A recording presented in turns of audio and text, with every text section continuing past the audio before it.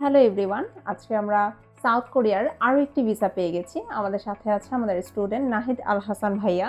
তো আমরা ভাইয়ার কাছ থেকে শুনে আসবো ভাইয়ার এই সম্পূর্ণ জার্নিটা সম্পর্কে। আমি নাহিদ আল হাসান। আমি আমার ফাইলটা ড্রিমল্যান্ড রেস্টুরেন্ট কনসালটেন্সির মাধ্যমে প্রসেস করিয়েছিলাম। এটা সাউথ কোরিয়ার জন্য। আলহামদুলিল্লাহ আমি আমার ভিসা ইস্যুয়েন্স নাম্বারটা আমাদের 22 তারিখে এটা কনফার্মেশন হয়েছে। আজকে আমি ভিসা কপিটা নিতে আসছিলাম। আমার এই পুরো জার্নিটা বলতে গেলে এতটা ইজি ছিল না, কারণ যে কোনো দেশে যাওয়ার জন্য বর্তমানে এটা খুবই ডিফিকাল্ট। তাও আলহামদুলিল্লাহ এখানে খুব ভিসা অ্যাপ্লিকেশনের জন্য আমাদের মূলত মেবি 5 তারিখে অ্যাপ্লিকেশন করা হয়েছে। তো খুব অল্প সময়ের মধ্যেই আলহামদুলিল্লাহ আমাদের ভিসাটা হয়েছে।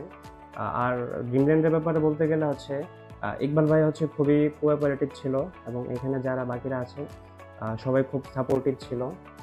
তো এই বিষয়গুলো আমাকে মেন্টালি স্ট্রেস থেকে একটু দূরে রেখেছে। তো যার কারণে আমি আমার ওভারঅল জার্নি বলতে গেলে ওটা মোটামুটি অনেকটা ইজি ছিল।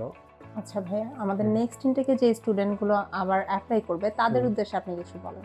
তাদের উদ্দেশ্য বলতে গেলে শুধু একটা কথা বলবো, যে এই বিদেশের যে ব্যাপারটা, হায়ার স্টাডি করতে গেলে সবাইকে একটু মেন্টালি স্ট্রং থাকতে হবে এবং ধৈর্য ধরতে হবে আর কি। প্লাস ভাইয়াদেরকেও যোগাযোগের জন্য অথবা ইনফরমেশনের জন্য ওদেরকে ডিস্টার্ব করা যাবে, বাট আদার্স বিষয়গুলো নিয়ে একটু ধৈর্য ধরতে হবে, কারণ এটা অনেক টাইম লেন্দি ব্যাপার।